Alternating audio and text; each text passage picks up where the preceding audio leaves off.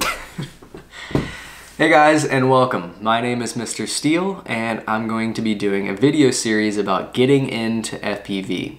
Getting into FPV from what level? From 0%, literally knowing nothing, all the way to 100%, which is what we're going to call going out and being able to fly a 5-inch quad with confidence by yourself and not having to have someone there make sure you're doing it correctly.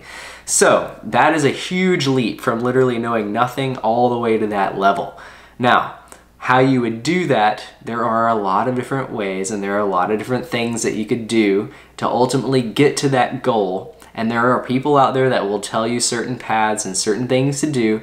This is my personal, and again, my personal opinion on the most accelerated path to go from 0 to 100% flying one of these quads adequately and being confident in it.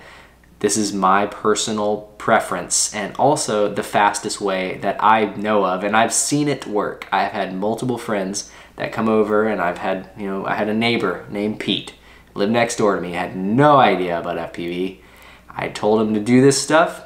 He was doing rolls on his first flight. He was going out. Ultimately, he ended up losing his drone because he didn't respect the video and didn't understand how to turn the power up on his video transmitter, but he got it back. But he, flew away and lost video and crashed and had to go get it. So there is some things that you will have to learn based on just experience. You don't immediately go out and fly to the moon, but flying was not a problem for him. He was completely adequate at flying, and now it's all of that extra knowledge that you will learn over time and through crashes and experience and talking to people. All of that stuff takes time, but as far as like getting in the air and getting to be adequate and comfortable flying, it's pretty simple, and that's kind of what this video series is going to be about. And I'm going to talk about what you need to start with ultimately so that you don't spend a crazy amount of money until the point that you get into the air. Again, my personal opinion, and also something that I'm not being paid to do any of this. This is all just because I've stumbled across something the other day and I thought it was an interesting topic. The fact that FPV was more difficult to get into than I thought it was. So let's go ahead and get right into it. What are the things that you need to fly FPV, and then what is the thing that I would recommend purchasing first? So first of all, let's go ahead and talk about what you need to get into FPV as far as what you need to get into the air. Now, first of all, FPV stands for first person view, and at the end of the day, it's basically an RC aircraft that you're flying. Could be a drone, could be a plane, could be a helicopter, could be anything, but you have a camera attached to it that ultimately makes it first person view. And when we're talking about first-person view, we're putting a camera on this aircraft, and then we're seeing through either a screen or a set of goggles exactly what that camera is seeing as if we were sitting on the aircraft. Now, you could be sitting behind the cockpit, you could be sitting sideways, you could be sitting backwards, but you ultimately want to be sitting forwards so you can see where you're going. But you will need a controller or a radio or a transmitter, whatever you want to call it. This is what you will need to control the aircraft. Like I said, all this is an RC aircraft, a remote controlled aircraft that is flying with another system on it that's making it FPV, the camera system. So you need the controller. Now I'll talk about what controller you need and which controller I recommend, especially people that are conscious about their wallets. We'll talk about that here in a second, but obviously you need other things than just the controller. I talked about this a few seconds ago. We talked about the screens or goggles. Now these are kind of something that make FPV special because you can go out and buy a drone or a plane and fly at remote control without having these, and this is what makes this hobby so much more fun than just flying RC aircraft. I do really enjoy flying line of sight. That means not FPV, flying as if I'm just looking at the aircraft without these things. But FPV is an extremely popular hobby, specifically because it's as if you're sitting in the aircraft, and these goggles do give you that immersed perception of sitting behind the cockpit of a tiny aircraft that you can fly in and out of all kinds of things. Now you can do that with a screen, and that is a cheaper option, and I'll talk about that in a later video, but ultimately you just need to know that you have a set of goggles or some kind of screen that gives you the perspective of the aircraft. Now, we will talk about the aircraft now because this is the aircraft in question. This is a 5-inch mini quad or an FPV freestyle racing drone. All of these names are basically things that have been given to these types of aircrafts. There's a racing drone, which is essentially the exact same thing. There's a freestyle drone, which is essentially the exact same thing. There's a drone, which most people know as this drone, which is the Phantom. Now, all of these things are basically the same thing. They're all quadcopters. That means they have four blades and 4 motors and 4 speed controllers, and we'll talk about all of these things later. If you want, you can check out ethicsltd.com.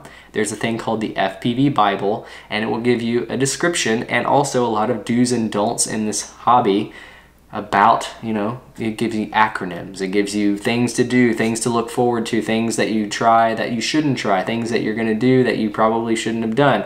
All of these things are listed in the FPV Bible, so you can check that out at ethicsltd.com. But again, this is your standard freestyle racing drone. I'll go through the quick components here. If you're unfamiliar with any of these acronyms, again, check out the FPV Bible. But you need propellers, you'll need motors, you'll need a speed controller, which is basically taking this battery and then making it turn the motors. You need a flight controller, you'll need a FPV camera, you'll need an FPV transmitting antenna, you'll need an FPV transmitter, and if you really want to get crazy and go cool and get some HD footage, you'll need a GoPro strapped to the top. There are plenty of other ways to do this aside from the GoPro. The GoPro is just the standard for high quality image and FPV drones. So again, this is pretty much the standard when it comes to FPV, a 5-inch mini quad. The reason 5 inches is because specifically it's light enough so that it crashes and doesn't break, but yet it's robust enough and also powerful enough to carry a GoPro, and that's kind of why it's the standard. But that is your typical FPV freestyle racing drone, is a 5-inch mini quad. So now those are the things that you need to fly FPV, and like I said, this is going to be a video series specifically geared towards getting someone from 0 all the way to 100%, and that is flying a drone comfortably. And the first thing that I can recommend, and this is going to be your first purchase, you're not going to buy the drone, you're not going to buy the goggles, you're not going to buy this that screen. You're actually going to buy the radio, and you're going to buy the radio alone because it's the cheapest option, and also it's going to give you the best chance of getting good at FPV quickly. Now, you will need something in conjunction with this radio, and that's going to be an FPV simulator, and we'll talk about those in a future video. But first of all, your first FPV purchase is going to be a radio, and I'm not going to argue and tell you which radio is best and which radio is the worst and which one you should buy. This is the one that I'm gonna say you should buy because it's the cheapest, and it's also completely compatible from 0, knowing nothing, all the way up to 100%. If you bought this radio for $107.99, which is what its MSRP retail value is, and you hate FPV, which I highly doubt, you will only be out $100. And you actually could probably sell this radio for upwards of $80, so you might lose 20-something, okay? This is the cheapest option, the cheapest route, and you will ultimately be able to use this all the way through the path. So that's why I'm recommending this radio. This radio is actually the FrSky Q7X. $107.99, like I said, is the retail value. You will need a USB plug that plugs into the bottom, and then you will need to purchase. There are free simulators out there, but the ones that I'm going to talk about specifically are Liftoff and Velocidrone, and those simulators are actually kind of the ones that are the main standard, I guess you would consider them these days. And we'll talk about which ones I prefer and which ones I think feel like the real thing more than others, because ultimately they show you kind of the characteristics of flight, but some of them feel a little bit more realistic than others, and that's kind of what you want. You want it to feel as realistic as possible. So again, first purchase, getting into FPV, starting at 0, knowing nothing about it, check out the FPV Bible at ethicsltd.com and get yourself a Q7X. If you want, you can get an X9D, which is the next step up. Same company, FrSky. There are millions of radios out there. I'm just letting you know that these are the standards. If you have questions, these are the ones that people are going to be able to answer your questions about. I'm not being paid by FrSky. I'm just telling you, this is the one to get. I don't want to make this video too long, but you're going to get your radio. We're going to get set up on a sim. We're going to set it all up. We're going to make it feel as realistic as possible. You're going to spend a couple, maybe a week flying on the simulator. And then we're going to talk about what you should buy as far as drone parts are concerned, ultimately leading towards your goal, which is flying one of these things comfortably, like I said, at the 100% mark. Right now, we're at 0. When you get your radio and you get your sim, you're going to go from 0 to probably 50% super quickly. You're going to be super confident in flying it, but then you'll need to know all of the background information, all of that stuff, all those acronyms, all of the understanding of the electronics and how to solder and all of that stuff that you'll need to be able to build your first drone and ultimately fly it and be able to repair it. And that's why I don't advise buying a ready-to-fly drone, because when you crash it, it's already built. You don't know how it was put together. If you don't know anything about electronics, you're going to be like, oh, let me unscrew this, and then probably not know how to put it back together and waste your money. So again, this is not the end-all be-all way to get into FPV, but this is just the most effective way that I've found to go from 0 to 100% really quickly and get into the air and feel like you're confident when you're in the air.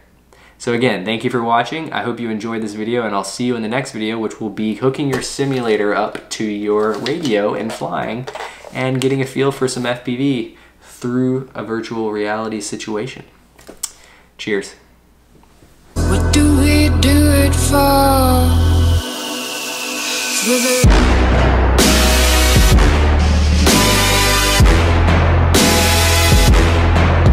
For the